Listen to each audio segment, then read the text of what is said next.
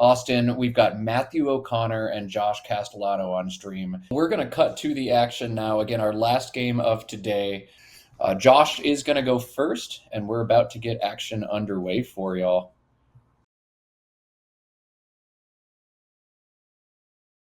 Josh to go first, Abefioh, and this has got to be the most standard, obvious play here, Obeah for 28.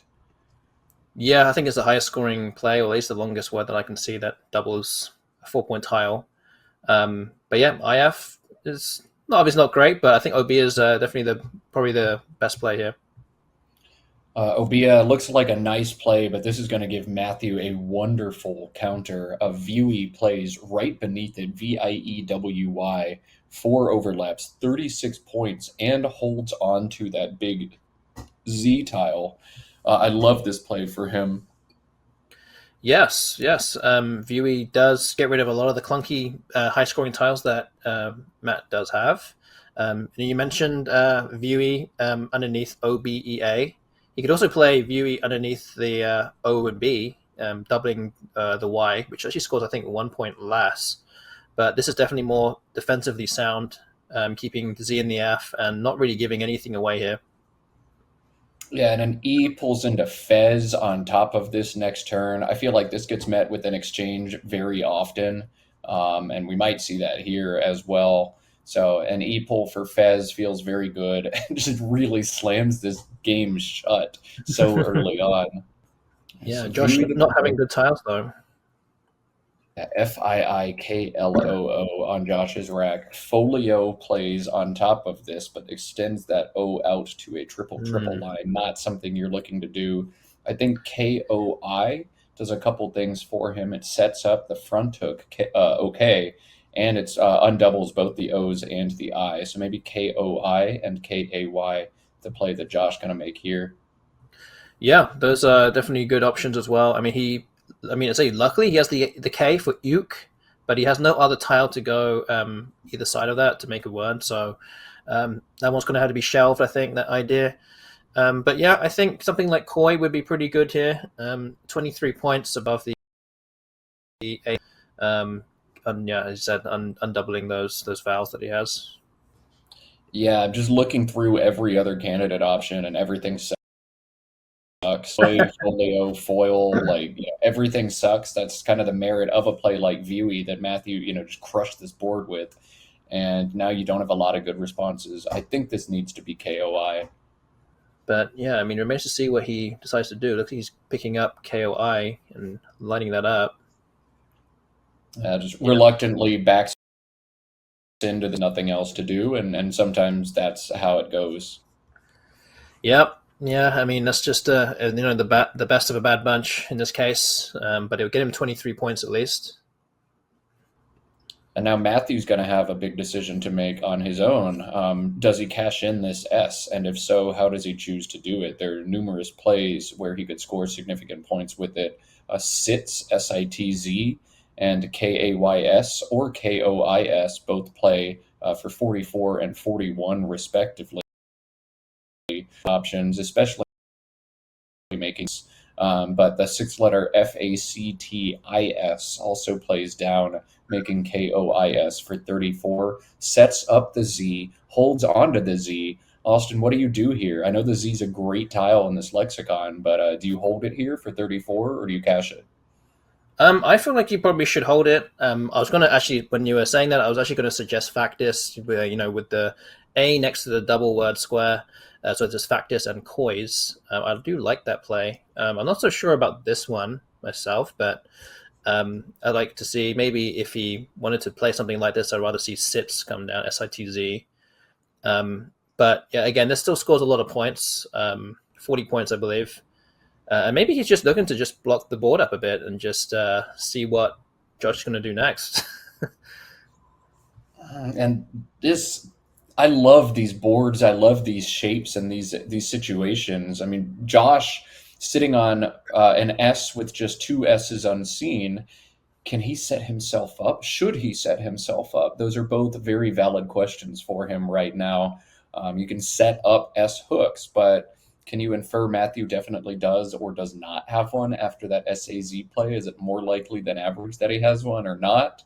Lots for Josh to think about here. Yeah, I think so.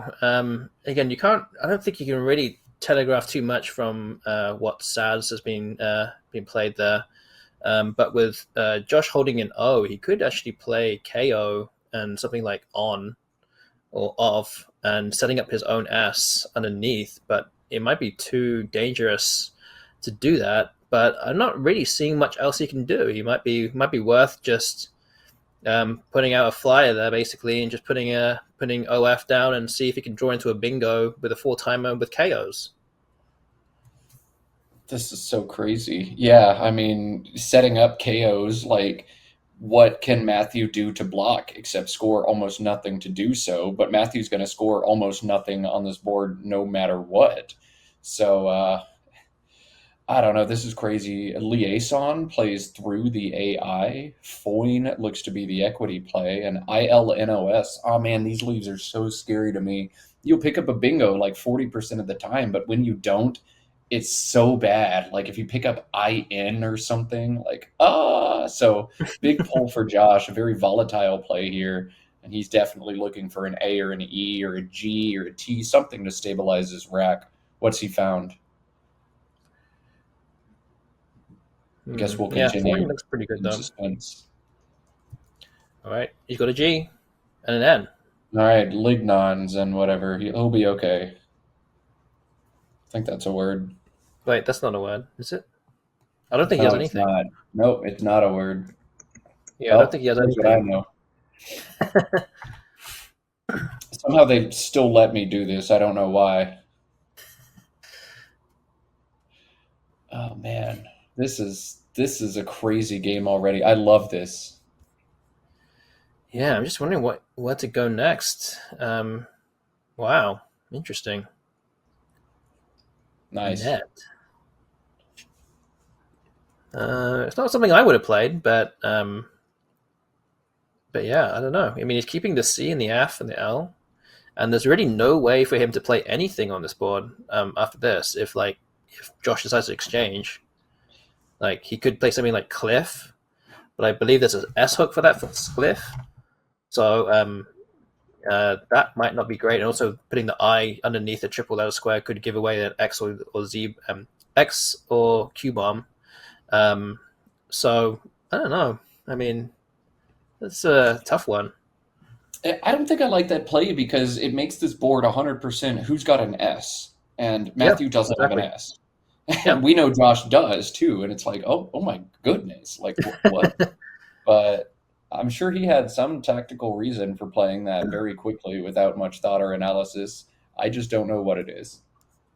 Yeah, I mean that's exactly what I was saying with the my kind of lowdown on Matt O'Connor's play. I think he comes up with some things that are not necessarily the standard play like this, but there must be some other reason that he's decided to play this. I don't know if there's something that unbeknownst to us that he might know or is thinking that Josh has or doesn't have, for example. But yeah, I mean, we kind of got a very cagey start to this game, and Josh is holding two N's. He's, I think, the only place to play off an N is Bean, BEN, for 6 points, which is going to block that S hook as well. And obviously, with Bean not taking any hooks, that kind of nullifies his S. So, does he play something like that, or does he something else? Like, what can you do? Like, no and of or something?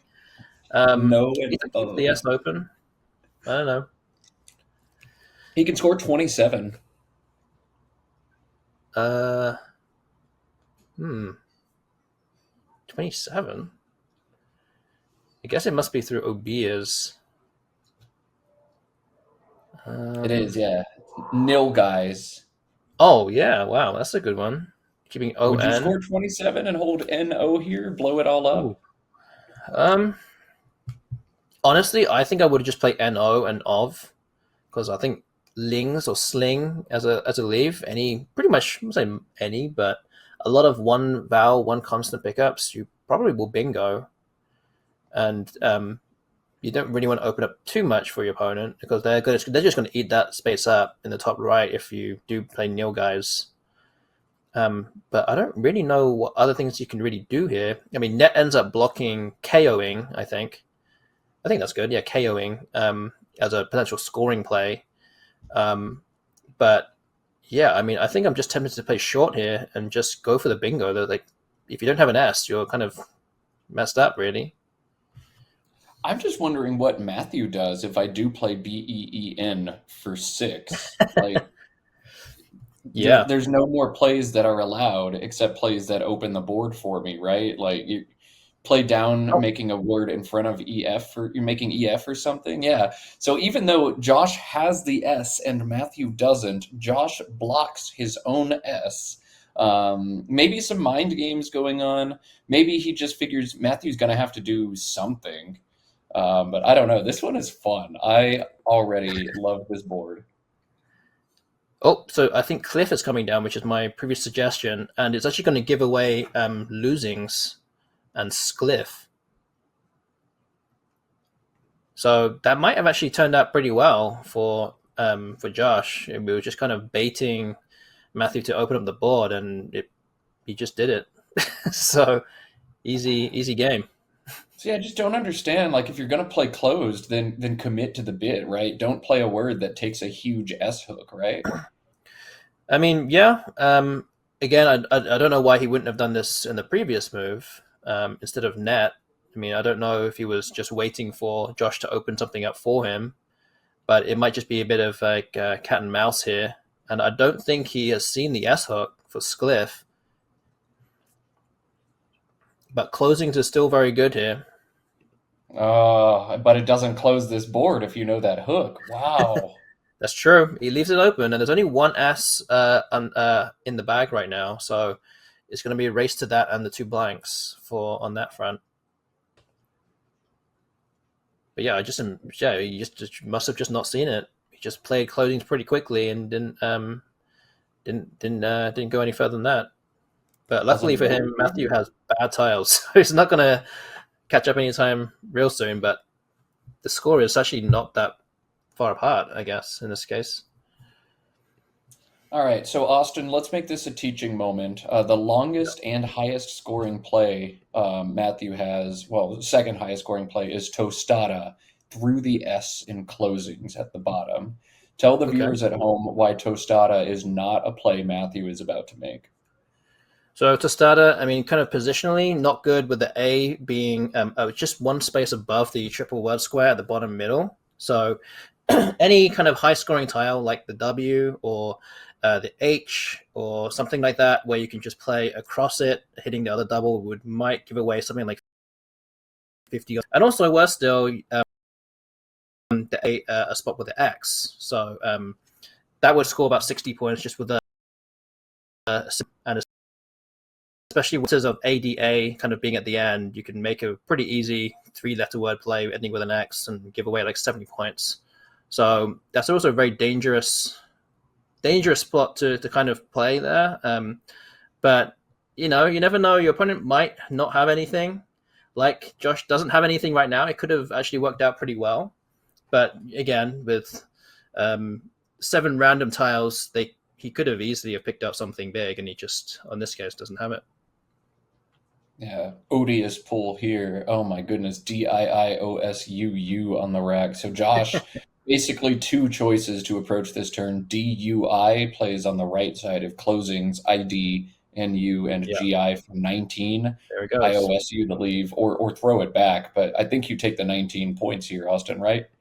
I think so. I think it's enough points for you to just play it. I mean, your rack does improve significantly with these 4 tiles, at least on your rack right now, than having an extra U and an I. I mean, it's still workable if you at least draw, kind of average, I guess, with the rack you have, and then you can probably clear it out again after that.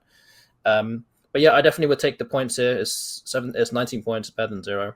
But Matthew quickly playing Jet as well. And just like I said, we're just drawing at least average. He did actually draw a Q to go with his U, so he actually now has a good way to, or at least an avenue now to get out. And he actually could play something like Squiz in the top right with a Z, or even Quiz with setting up his case F. S. Oh, quiz setting up the S. And Matt Yes. doesn't have an I. Oh, that would be killer. Oh my Yeah, goodness. there's only 3 unseen eyes, I believe, from Yes, Josh's point of that is view. correct.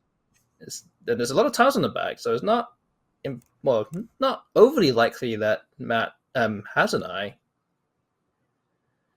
Oh my goodness. So it's an option. Equali, EQUALI, plays through the AL Yeah, as well, holds on to the S. The S so powerful. It's the last S in this game with that Scliff spot sitting available. But Josh, yeah, I don't think either knows or has seen it. And because he's got the last S, Matthew's going to need a blank to unlock that play. that's true. That's true. Yeah, and it scores so much, in that spot because Cliff has just got a lot of big point tiles there, and you're going to get a double if you can bingo there. Um, but yeah, there's a lot of high scoring plays available on this turn. It's just a matter of like which way you want to go. I don't think you can make a play like Quiz just with two blanks unseen. Your opponent cashes a blank to hit that spot, even if they've got just a five, you know, like FLOES and SQUIZ, even with a blank S, is still so many points. That's a bingo score. Yeah, exactly. Just the sheer number of points that a move like Squiz would make, even if you had a blank, I think that would actually kind of be worth playing the blank in that scenario if that actually became true. But it looks like Josh has put EQIU on the side of his rack, maybe getting ready to play something like Equality. Uh, Another option maybe is playing QIS as well on the bottom right, bottom left. Sorry, keeping EUORS, which could bingo a number of times if he picks out 2 consonants.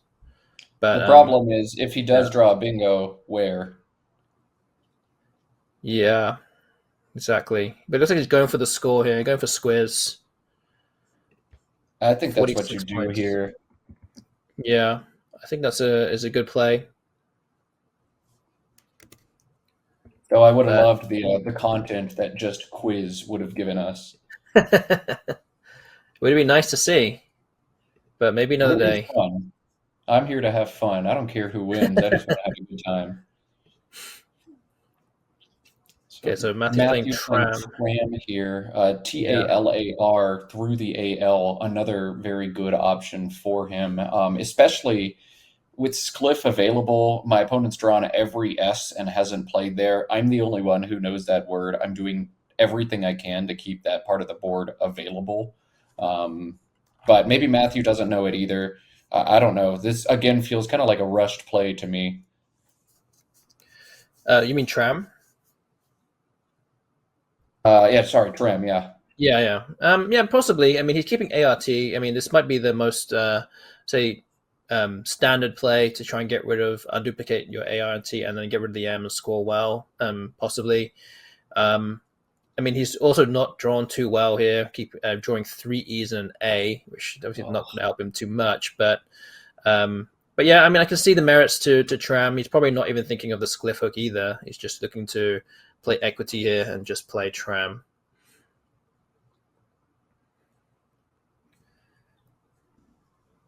But yeah, Josh is already more than halfway through his time.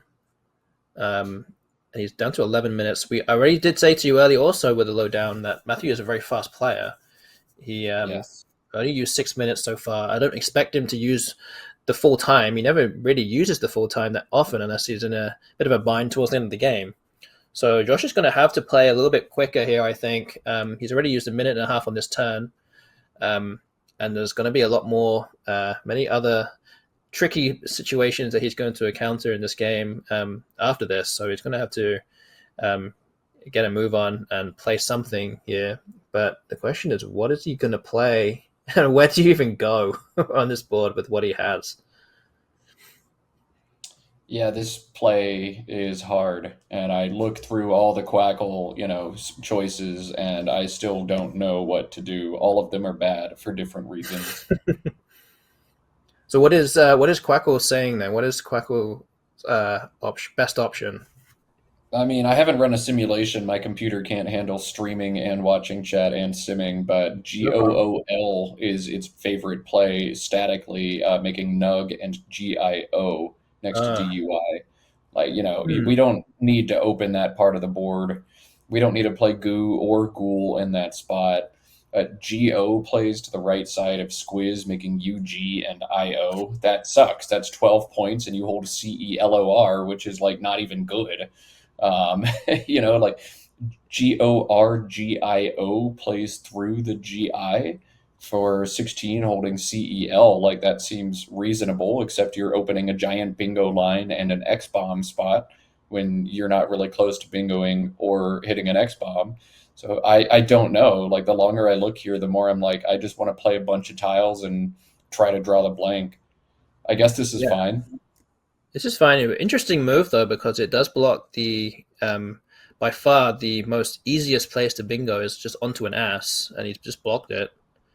Um, yeah, I'm not quite sure. I mean, I think it's okay, but I mean, as a person that as the scores are kind of level, I don't think he needs to block it, actively block it. But maybe he's just looking to just play something now. He's probably racking his brain in terms of what to do, and just needs to pick something because he's now got less than 9.5 minutes left now. This is going to be interesting, I think, at the end of this game for sure, as both players like slog their way through some garbage racks. This is a hard play for Matthew as well. You likely expect to see him play AE in some place in some way. If the score were a little further apart, Aerate, AERATE, through the T and Tram is a wonderful board forking play. But I Yeah. don't think at this point he's desperate enough to need to make a play like that. What say you, Austin? Yeah, I agree. Air rate gives a lot of points away. So this is air rate through the T of tram. So the first A of air rate would be right next to that triple word square, and any kind of four letter word that hitting the double letter square to the second A of air rate. It's going to score something like 40, 50 points, and you only just scored 16. You're going to go away a lot of points, and you're already 21 points behind. So after that exchange, you'll probably be about a bingo behind, and you'll need to hit something real soon on a board that doesn't favor you. So you don't really want to open up the board that much in this stage. But yeah, there aren't many high scoring options available right now. I mean, I would think I would just be tempted to play off EA or AE somewhere, maybe for 10 points above tram or something like that. I'm just not seeing anything great, but we do see Matthew play Easter, which does fork the board here, keeping EA. 21 points. What do you think about that one? Quackle loves it. Quackle is all over this compared to every other option. And I think, given two unseen blanks, this is a reasonable idea for sure for And there's one. Matthew.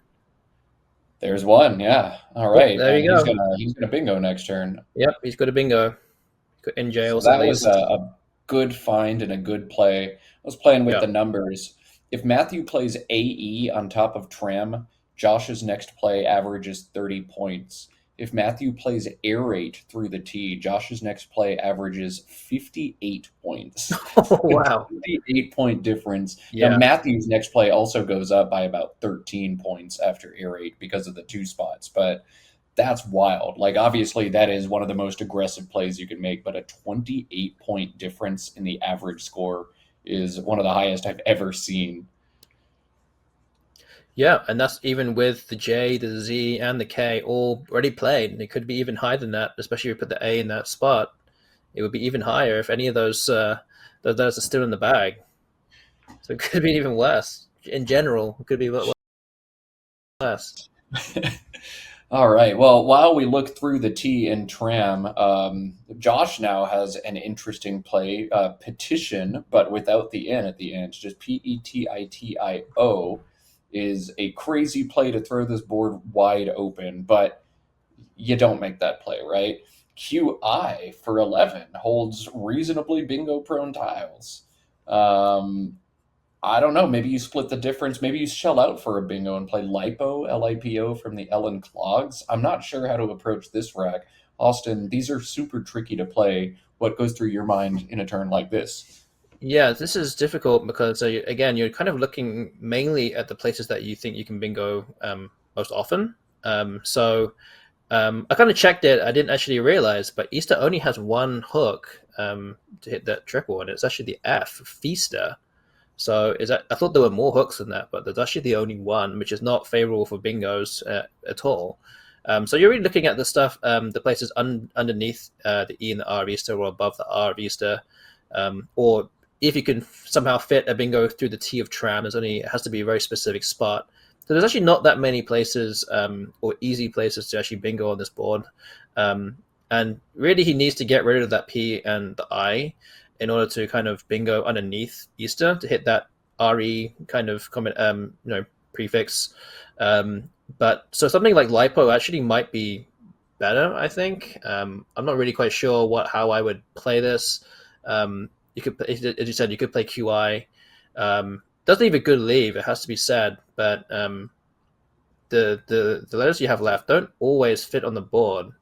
But he's about to play Potier here. He's going to open up, fork the board. No S's left. There's actually just one. Well, both blanks, I guess, for Spotier, and opening a bingo lane to the left of the IER there to the triple. So interesting move here. I think he's also thinking because he's running a bit low on time, he needs to play through more tiles as well.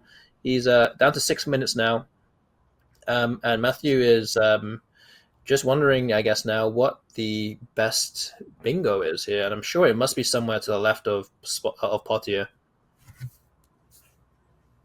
Yeah, he's got many different spots to bingo, but the highest scoring options are going to overlap Potier on the left side. Tangelo, Halogen, or Donegal each play there for Uh, 81 points. oh, look what Got Josh just drew. uh, in jails Wow. or in gowls or however you say that plays underneath Easter as well if you want to make an RE word. But I think you address the left side of the board and the huge points there before you do anything else. Oh my God, Josh just drew in salmon. Yeah, exactly. He just drew into that, and it fits and below or above Easter, and that's not going to get Wow. taken. So he Wow. kind of, I mean, he just drew six tiles from the bag, and I mean, it's fair to say he got a little bit fortunate there. That he could have picked out anything, and he just picked out an X bingo that actually lands on the board. For 100. Yeah, yeah. I mean, that's just normal, right? You know. That's Scrabble. You know, if you're Yeah, good at this game, you draw bingos for 100 whenever you need one. yeah. The better you are, the luckier you get. That's what how it works. So this was a defensive masterpiece. And then all of a sudden, both players open the board, make big plays. Matthew plays five, and then Josh plays six tiles. And then they just draw ridiculous stuff and bingo anyway. Yeah, I mean, again, that could happen. I mean, the chances of that happening are obviously very low, but it's happening. Examine has a lot of hooks as well, which gives away another bingo lane. So I think it's a D, E, D, R, and S, I think, unless there are other ones, but um, there's at least four hooks for that, and he's actually drawn into another blank. I mean, sorry, yeah, Matthew's just drawn into another blank. So we'll see what happens after that. It's going to be interesting now. Dry as dust. No. Almost. Wow. So yeah, examine four back hooks and the front hook as well. It takes Oh yes, sure. DERS on the back, takes an H on the front. All kinds of hooks to that. Yeah. I mean, Matthews just bingoed, and he's now finding himself almost 50 behind. He probably didn't think this would be happening after Potier came down for Josh, but he's not in bad shape here. You could play something like Play the War. R. Play examiner. Yep. Yeah, but that's actually, Examiner and well, Yar. he could. He could play something like that. Open up the case blank slash S that's left there, and leave Josh to try and block it somehow. I love it. Examiner and UR or something. We need it. We need it. If Wow. anybody would think of this, it's Matthew. Yes. Yes. As I said, he comes up with options or things that not many people will think about. He's very much outside the box. So we'll have to see if he's going to pull the trigger on that. He does need something to happen here. So maybe if he thinks that this is the time to do it, then maybe he might do it. Unseen pool, definitely a consideration. There are 8 tiles in the bag here for Matthew, and we're going to work on getting those on display for you in just a moment. But that drives some of the calculus. I don't think I've seen Matthew take this long on a turn in quite a while. Yeah, he's taken about 2 minutes already, and he's still got about half his time left, and we're actually approaching the end of the game. At least with Josh, he's now just seen a lot of the last 4 turns, a lot of tile turnover, so there's not many tiles left in the bag. So he's looking okay in terms of the time remaining. So that shouldn't be too much of a problem now, unless it gets really close. But you can see the tiles left there from Matthew's point of view. They're not particularly great. A lot of clunky tiles, a lot of high scoring tiles. Um, Not all that many vowels, I think. Maybe 6. Well, I guess there's 6 vowels there. That's not too bad. But yes, there's the V, the W, and the P, and the H. And you both just played bingo, so you have basically random racks right now. So yeah, he's going to be thinking about how he can actually land a bingo on hopefully the turn after this one, and put Josh under some pressure here. What percentage of the time do you think Matthew wins this game? Hmm. Um, at least half of the time, I think. At least half. I think if he plays it right, he can maybe set up bingos onto examine or any kind of, if he plays like something like Yaud, Yaud, he has a spot with under the triple next to the Y and the A, or he could bingo with the S hook for Spottier or onto the O of Pottier as well. So he does have multiple ways to do it. It's just a matter of getting rid of the right letters here, and um, I guess what he ends up picking out at the end, because there's if he can score enough points here, whatever he picks out at the end might not matter that much. This is nuts. I think if you're Matthew, you need to press this advantage. I think you actually want to try to open this board yet again to a big scoring spot. Matthew Tunnicliffe has pointed out AY on the right side of Potty, or making PA and OY. Scores 24 now to put some scoring pressure on. Opens a big bingo line as well. And you might not draw a bingo this turn into DRTU blank, but you are going to get one more shot to draw a bingo with 2 big lines open. There's something there. But then these examiner plays and setups and possibilities are really cool for him as well. He's got to be over 50% to win. I wonder too if you just play YU and UP, like you're going to draw a bingo a lot of the time next turn using that O or the examined spot. I wonder if he shells out and tries to bingo, or if he just tries to outrun with some filthy examiner setup. Yeah, it's possible. Yeah, I mean, the only thing with YU is that it does block the S hook for Spottier, and kind of obscures the O of Pottier a little bit, and probably doesn't score quite as much. But something like that will, like AY, as Matt Tunnicliffe actually said in the chat, all of his consonants go above AY, are all valid. So makes it very easy for him to land a bingo if he manages to draw into one. I do kind of like that though. Only problem is that there's still multiple R's and still another U unseen, which if he draws into any of those might kind of slow him down a little bit, and he might not even bingo. But also the chances are that there's 8 tiles in the bag. If he plays off 2 now with AY, there's 6 in the bag, and it's quite likely that Josh will not empty the bag anyway. So you might get another shot after that to fish again. So it'd be it's just kind of a bit like just a bit of timing, really. I think in terms of how or when he's going to bingo him. All right, one more for you. YOU through the O in clogs.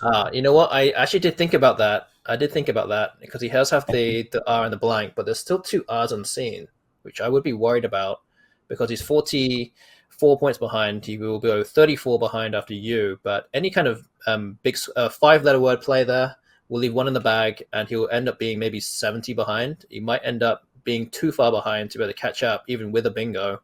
So I did think about that, but I didn't suggest it because I didn't think it was quite up to standard. Maybe if he was slightly closer on the scoreboard, maybe they're 20 points closer, maybe I would consider it. This is such a cool position. This is such a cool position. There are so many ways Matthew can approach this game. And while he's down by 44, he's got the stuff. He's got the board shaped the way he'd like. We also know Josh has a really bad rack on the other side. This is fascinating. Yeah, and looks like he's playing. What is he doing? Let's go. Playing, Oh, he's not playing the U. Hmm, not playing the U. that's interesting. I mean, I would have just put the U there anyway. I don't think he wants to get beat by a 5. Well, he's actually drawn pretty well, as it turns out. Beer He has Nut. Subrent and Spottier as And well. Beer Nut plays next to Yad. Yeah, he has multiple places for bingo, and he's only 12 points behind. So it looks like he's the favorite to win this game now. I see no way Josh can win if Matthew's got bingos in both spots. This one's Yeah, done. it's pretty much game over unless Matthew plays some kind of weird phony, which, as we can see in the last earlier in this early this afternoon, it can happen. So just need to play a valid bingo, and I think he will win this game. Wow. Wow. So Yeah. what a huge pull from Matthew. I'm going to draw bingo in both of these spots. Yeah, I mean the blank came in really useful as well. So yeah, it really depends on what Josh is going to do now. But just looking at how bad his rack is, I don't think he can really do anything. I think part of the reason he didn't play the U in that Yad situation is that the U is actually helpful for his bingo chances using that O in Pottier. He needs to draw bingos in both spots. He's opened this column all the way on the right side to try to bingo on, but I think, he assumes Josh will block that, and then I need to draw a bingo on the other quadrant of the board. And holding OUT together actually sort of stabilizes that and helps you draw a bingo that fits right there. That's very true. I didn't even consider that. Yeah. So there's out bingos onto the O of Pottier that actually do fit. So that's also another good good board vision to see that kind of option available. And yeah, he does have bingos through the O as well as it stands. So yeah, I mean sometimes it just comes down to whoever picks out favorably towards the end is going to win the game, and it looks like it's going to be Matthew here, pretty much 100% of the time. Yeah, and I mean, if you can just keep a game close and weather the storm, if you're going to draw badly, once you finally do get an opportunity, you've got to pounce on that and maximize it. Matthew comes from poker playing, and I mean, poker players know you're going to go through times where you just don't get playable hands. But when you do get a playable hand, you have to maximize it, squeeze every last penny you can out of the table when you get them. I think that's a good metaphor for what Matthew's done here. He didn't draw a lot of stuff early on in this game, but when he did, he dropped just an absolute punishment. This play of YAD and the subsequent draw, man, he capitalized on his advantage and he pressed it for everything he could. Yeah, and Pavid here and Dyad will actually empty the bag, I think, taking the remaining 5 tiles from the bag. So yeah, Matthew is 100% on to win this game as long as he plays a valid bingo. And he's actually not even going to find the optimal bingo here. He's just going to find Boundary for 70 points, and that's going to be it. It's actually 22 points less than Subrent and Spottier. So we'll see if that spread comes in useful towards the end of the tournament. But he needs every point he can get, especially with Ben's spread right now is at 12-21. So he's about 500 points behind, and he's let 22 on the table there.